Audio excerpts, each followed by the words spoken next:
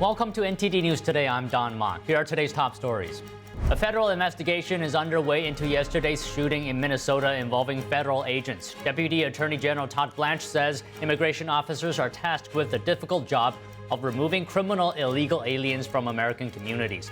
He called for cooperation from state and local politicians.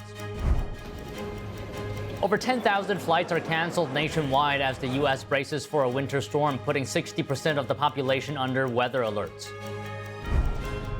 The AFC and NFC championship games happening today. Which teams have an edge? We discussed with the former sports producer. Britain pauses its Chagos Islands bill and political pushback and U.S. concerns. Why this tiny island chain is at the center of U.S.-UK security dispute.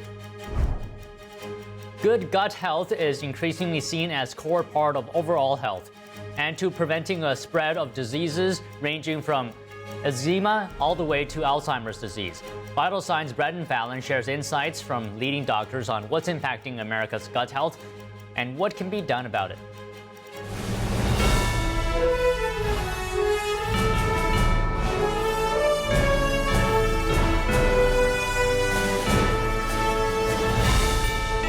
This is NTD News Today, live from our global headquarters in New York City.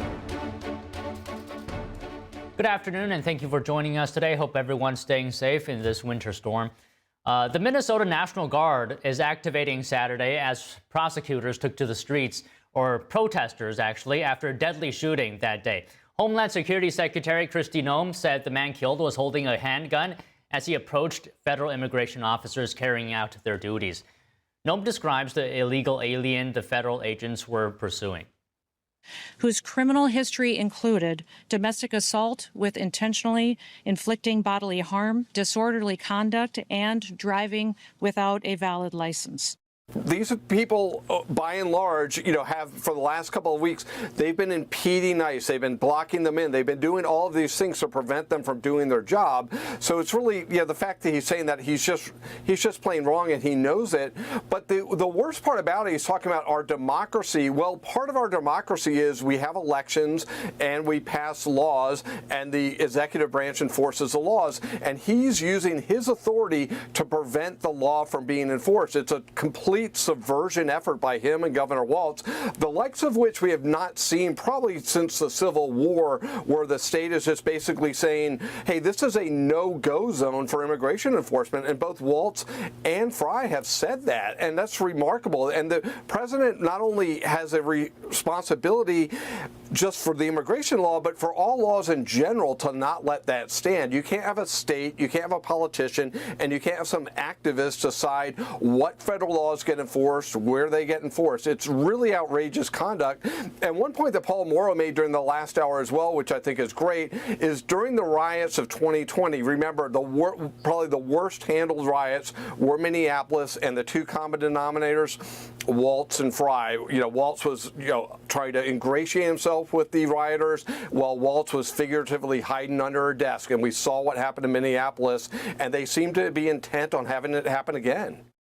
The incident comes just a few weeks after another fatal shooting in Minnesota involving federal immigration agents. Violence against ICE officers has been on the rise for months. Democratic lawmakers are calling for ICE agents to leave Minnesota.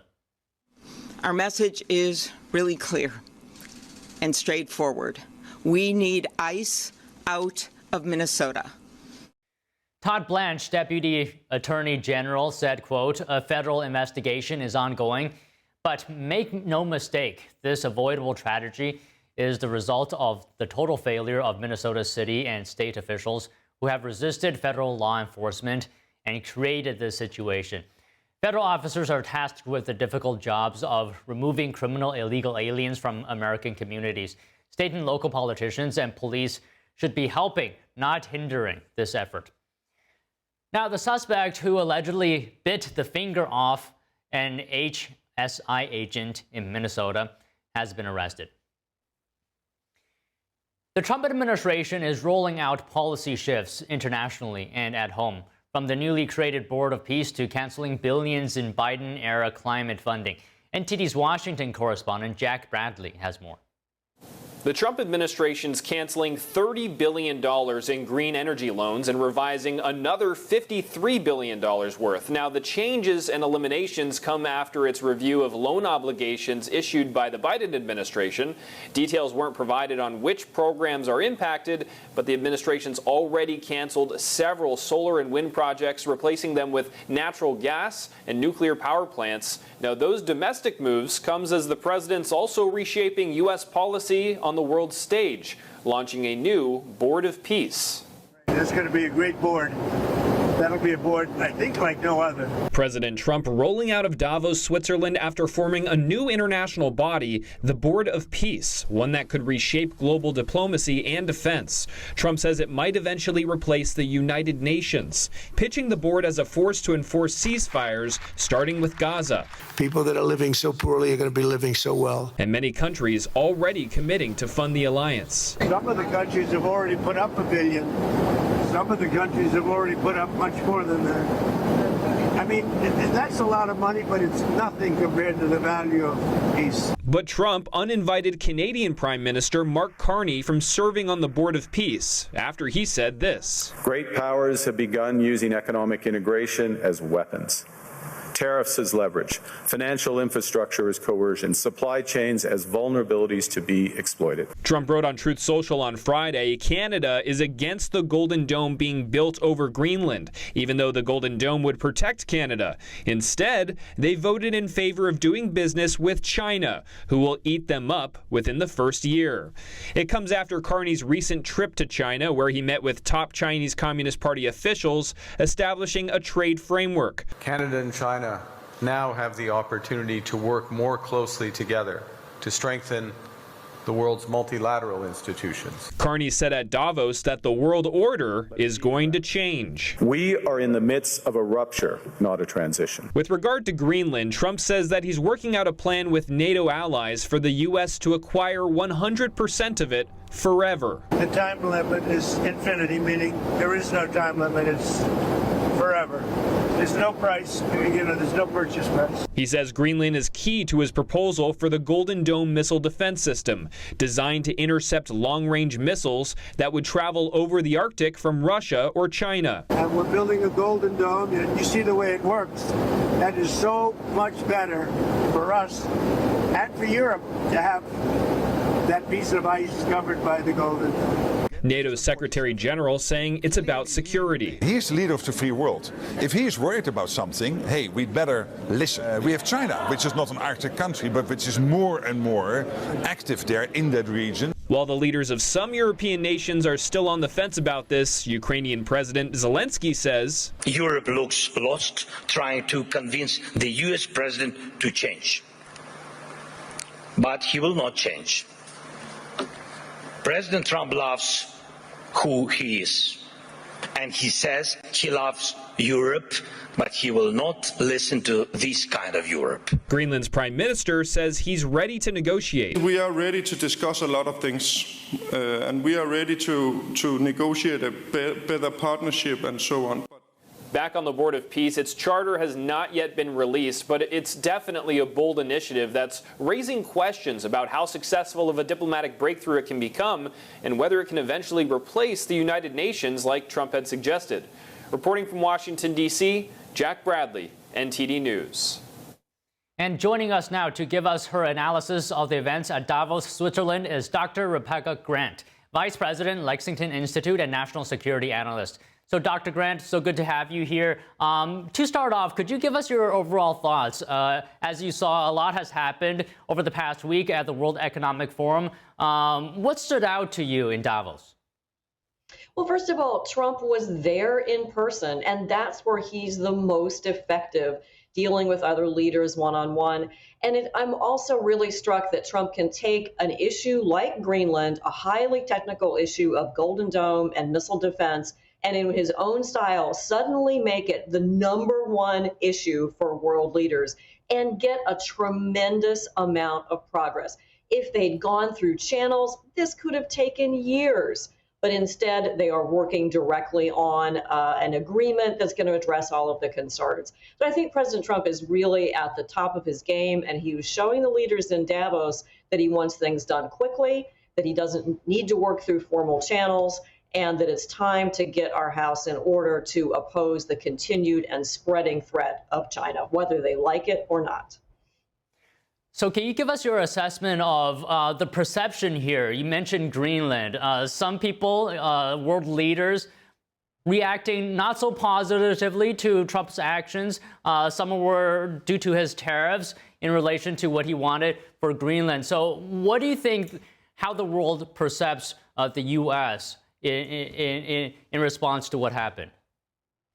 Well, President Trump is so unique, and you're absolutely right that a lot of the leaders in Europe, and particularly the leaders of the EU, the European Union, are sort of horrified at this style of diplomacy. I think, of course, the standout to me probably is the message from Canada's Prime Minister talking about not a transition, but a rupture.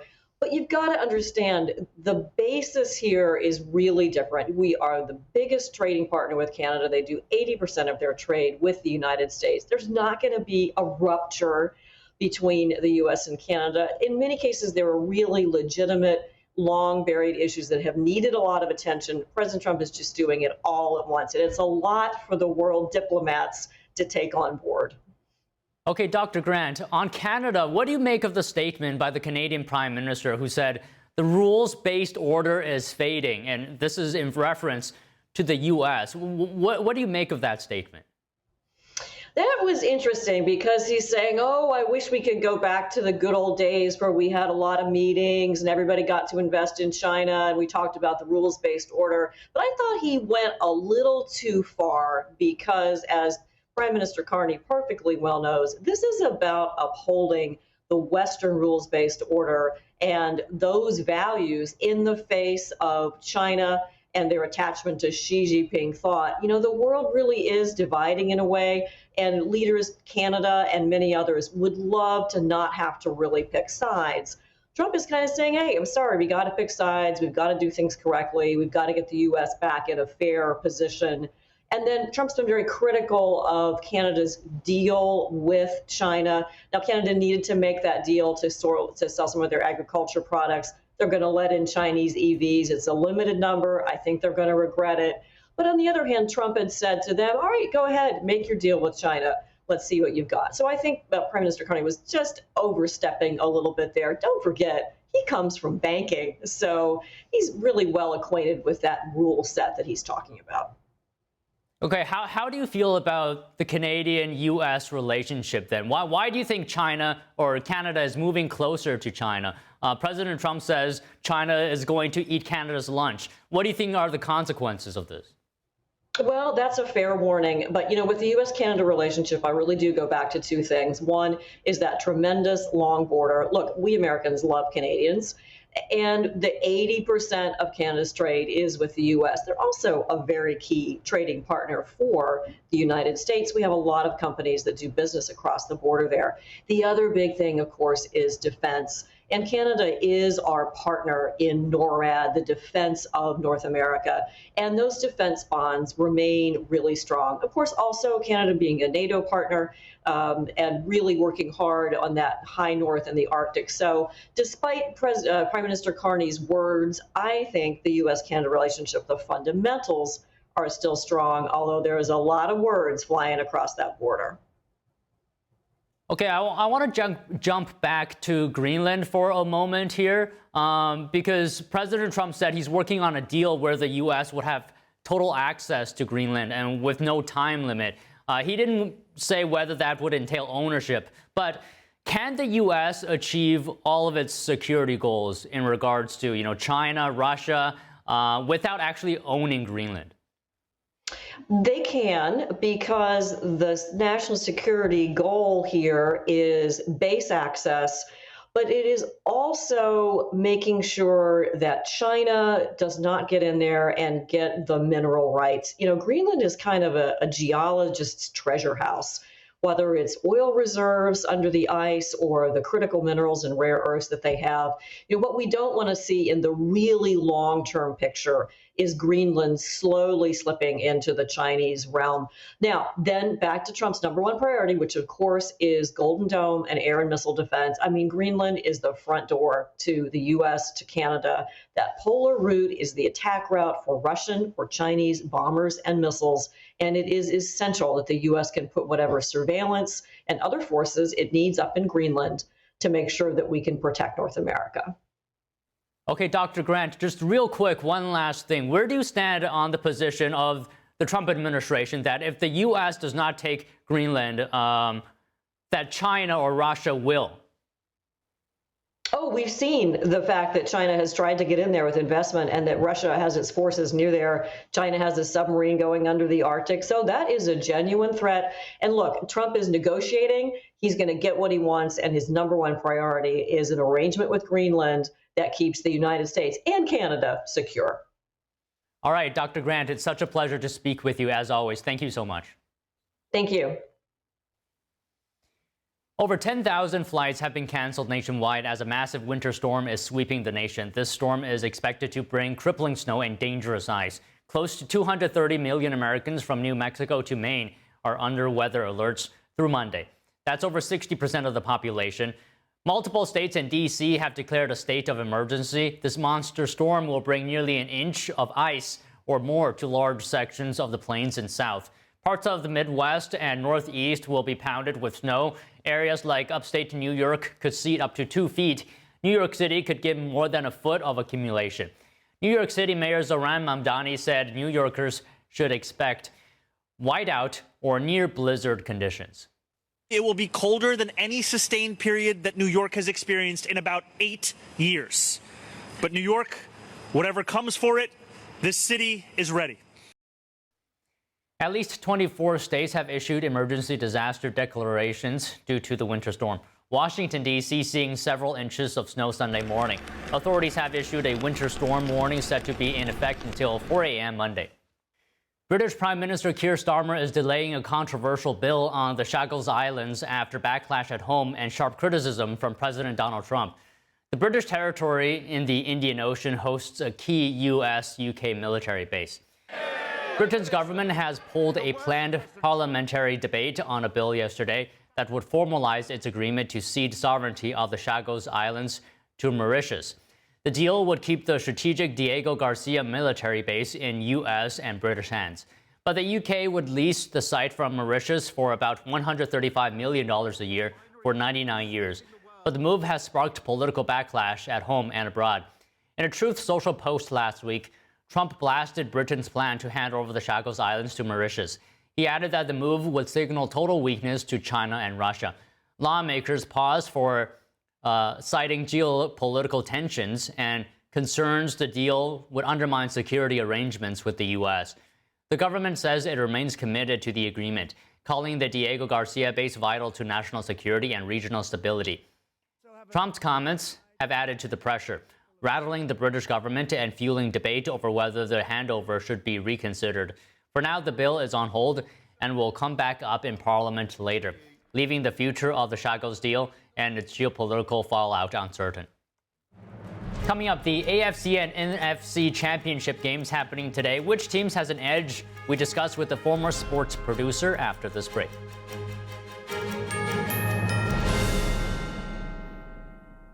Here to give us his analysis of the AFC and NFC championship games happening today is Mike Leon, former sports producer and host of the Can We Please Talk News commentary podcast. Mike, good to see you. So what do you think here? Which team has an edge in New England versus Denver in the AFC championship? And keeping in mind, Denver's loss of starter Bo Nix. Hey, Don, good to see you. Yeah, on a Sunday, talking sports, right? A little bit of a respite from what's happening in the world of news. Exactly. So in terms of the AFC side of this, this is, if you're a Bills fan right now, you got to be kicking yourself, Don, because a missed opportunity, especially with Bo Nix's injury, like you just mentioned, on the Broncos side. You could have had, the AFC Championship game in New England on the Eastern Seaboard, Bills fans heading over there. But instead, we get the Broncos, who were the number 1 seed this year, who a lot of people felt were ripe for the picking. And New England's going to go in there. Their hot young quarterback in Drake May, no quarterback with Bo Nix, and now Jared Stidham's going to have to play. And he hasn't thrown or completed an NFL pass in, I believe, 3 years since 2023. So everything's on the Patriots today. All the pressure's on them. They're going to have to go on the road. Obviously, the tough Mile High Stadium and conditions that will be there and will affect the game potentially. Also, not only the travel schedule, the altitude, but I think the Patriots are prepared. Mike Vrabel, obviously, he's won a Super Bowl. He's been a long time New England football player. Now he's brought them in year one, turned them around. So I think New England's got the edge in this game. I'd be shocked if Denver wins, but again, it's mainly because of the quarterback position and no Bo Nix. Okay, I have to bring up the weather. Do you think the storm and the low temperatures are going to appear as a factor today? And if so, how much of a factor? Yeah, I mean, both of these teams, love to run the football. That's both of their coaches, and Sean Payton and Vrabel love running the football. So, I mean, again, will it play a factor? They're both cold weather teams. Both of them are used to this. You saw the conditions last week in New England where it was really raining and coming down at different times of the game, and that affected the Texans and C.J. Stroud. So I don't affect it. I don't think it'll have a huge impact on the game unless we get some torrential storm where you can't even, see in front of your face. And I don't know what the conditions are like right now in Colorado, but I think that both of these teams will try to establish the run. Look, it'll probably be a low scoring affair. I think last week it was pretty good weather with respect to the Bills and Broncos, and that game went overtime, which is why you saw such a high score. But there was a lot of turnovers in that game. I think ball security obviously is always going to be important when you're at this point, Final Four teams playing for a championship. Don't turn the ball over. Both coaches will be stressing that today, Don. Okay, so let me ask you this. Last week, there was a very pivotal call in the Denver versus Buffalo game as both the offensive player and the defensive player came down with Josh Allen's pass in overtime. So it was ultimately ruled an interception. Can we get your thoughts on that? What did you make of it? Yeah, I mean, this is one of those plays. It's such a bang play, and the fact that they reviewed it. The biggest thing that people don't understand is when a play is under review by the league, right? You have to kind of scrap the rule just for a second and look at what they called on the field. And because they called an interception on the field, that's why they didn't overturn it and they kept it as an interception. But it's such a bang play there. Obviously Cooks looks like he had it, and the defending player takes it away from him as they're flipping over, and he comes up standing up with it. So to the referees, because it's such a bang play, Don, it gives the illusion and the appearance of, hey, I intercepted this ball, and that's why they ruled that way. Had there been a little bit more of a struggle on the ground and then he comes up with it, obviously then it'll go to the offensive player per the rules. But I think it's such a bang play. Look, that's not the reason why Buffalo lost. I think any Bills fan will tell you that. I think Sean McDermott now, who's been fired as Bills coach, will tell you that's not the reason why they lost. They had a pivotal stretch right before half and in the beginning of the third quarter where they really lost that game. Bunch of turnovers, gave points very easily to Denver that they shouldn't have. But such a bang play. I think the league maybe got it wrong, but again, they ruled it an interception, so you got to stay with it. Okay, let's talk a bit on the NFC side. What do you make of the Seahawks and the Rams game? Which team do you think has a slight edge? Yeah, great question, Don, because I don't know if either of them have a slight edge. These two teams have played, their last 4 meetings have been decided, I believe, by a total of 8 points between these guys. And it's been split 2-2, right, in terms of who's won. So Matthew Stafford's played great in the last 2 games, 6 touchdowns, no interceptions against the Seahawks. Sam Darnold back in November didn't play that well in Los Angeles with 4 interceptions. But even with those 4 interceptions, Don, they only lost by less than a field goal. So again, what will the weather conditions be like in Seattle? Last time they played, Thursday night game, a crazy game, 38-37, a ruling on the field in terms of a ball that was batted down, picked up, ran in for a 2-point conversion. One of the craziest games I've ever seen. I don't think we'll see a lot of that today. I think the Rams didn't have Devontae Adams in that game. They get him back. Obviously, for this game, he just had a good game last week. They've got the best wide receiving core. They've got a Super Bowl winning quarterback. I think they're the best team. I think they have the best coach. I think they go in today into Seattle, and I think they win the game. I trust Matthew Stafford a little bit more than I trust Sam Darnold, so I'm going to go with the Rams today, Don. All right, we'll see. We'll find out. Just one last question here. The finalists for the league's MVP award were announced this week, right? With Drake May and Matt Stafford considered the front runners. Who would your vote go to? I wish I had a vote, right, Don? I would probably go with look. Drake May's had a great year, and the renaissance that they've had in New England. Although I'm a Raiders fan, and I still think Tom Brady fumbled decades ago, so I hate to see the Patriots have another young quarterback that they're going to build around, and that they're at this pinnacle right now where they're in another AFC Championship game and potentially going to the Super Bowl. I like Drake May a lot. Loved him out of college at UNC, but I think Stafford has had the better year, and he's done that too with some injuries. Nobody knew if he was going to actually play this season because of some back injuries that he had at the beginning of the year. And now he's played really well, not only in these playoffs, but the last 5 or 6 games, getting the Rams into this position. I mentioned already, he's won a Super Bowl in Los Angeles ever since they traded for him with Detroit. I would give the edge to Stafford, but I also think it also depends on, who gets to that Super Bowl, right? But either way, you can't go wrong with either one. They both had phenomenal seasons. The Patriots have had, like I said, the bounce back season, and the Rams are in the playoffs yet again under McVay, and a chance to go to another Super Bowl. Well, all right, Mike, good to talk to you, and we'll see what happens. Yeah. Thanks, Don. Coming up, gut health is increasingly seen as a core part of overall health. It could play a role in preventing a wide array of diseases. Vital Signs' Brendan Fallon shares insights from leading doctors on what's impacting America's gut health and what can be done about it.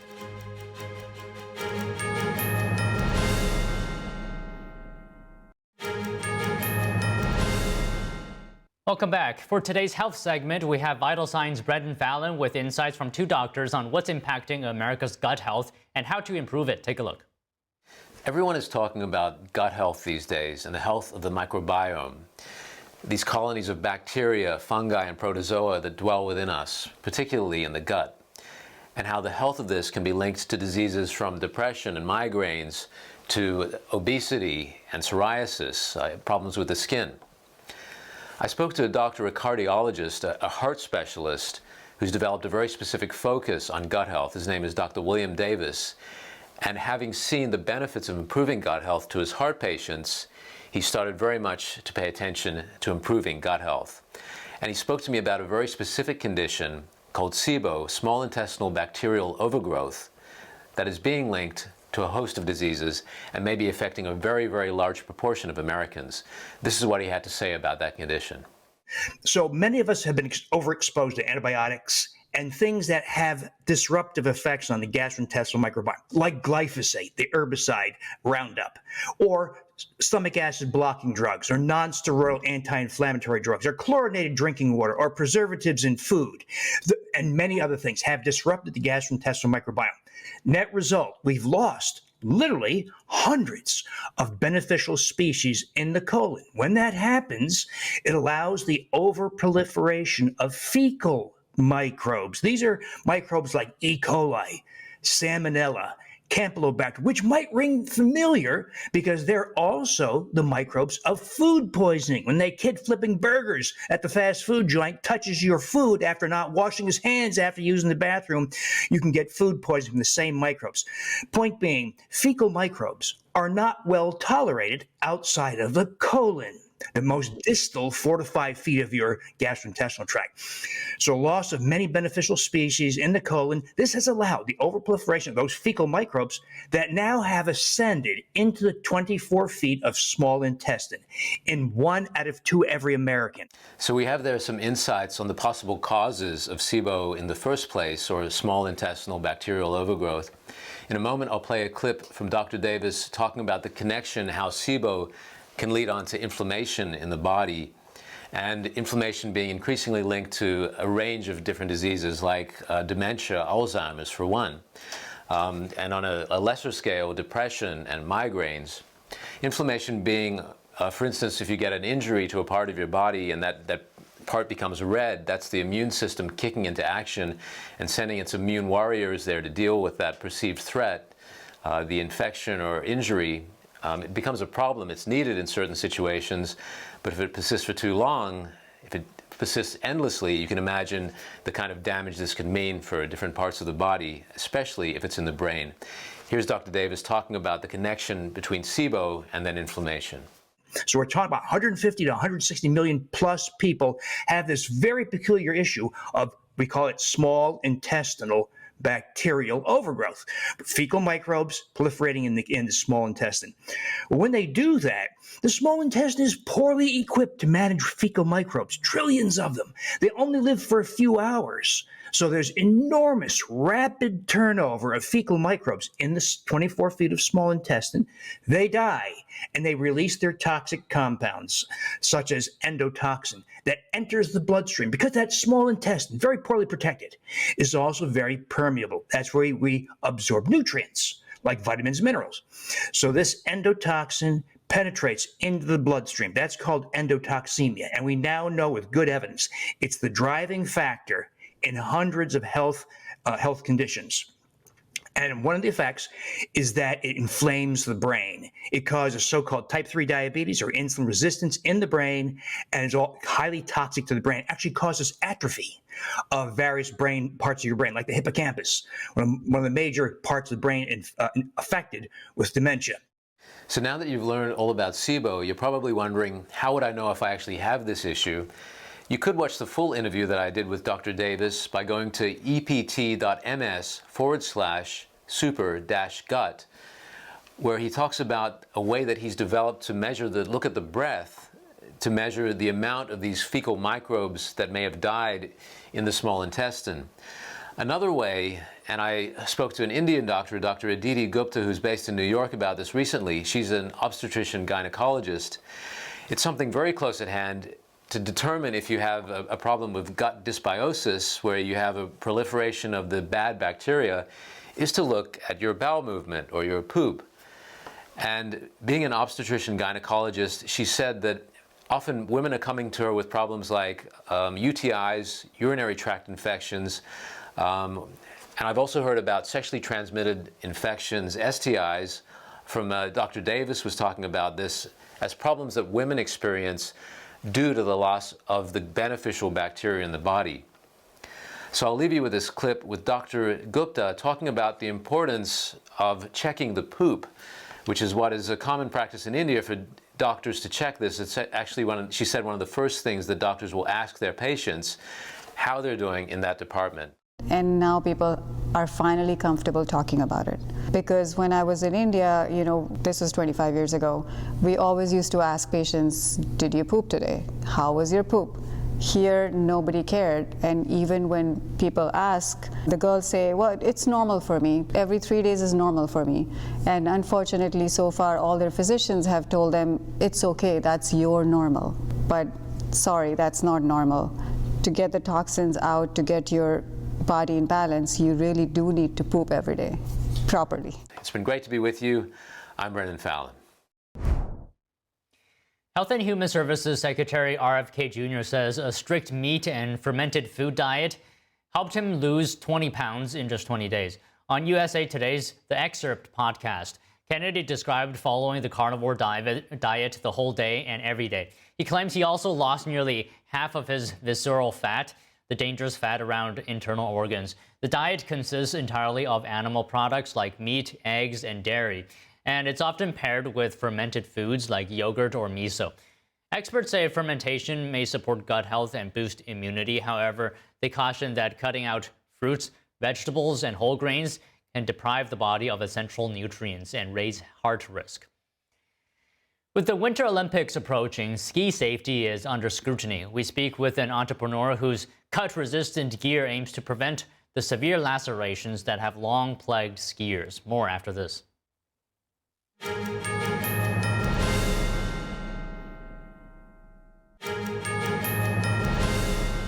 Ski lacerations, injuries caused by sharp ski blades during skiing accidents, have prompted new safety rules for the upcoming Winter Olympics. A survivor and entrepreneur is leading the push with protective undergarments now mandated in elite competition ahead of the Milano Cortina Games.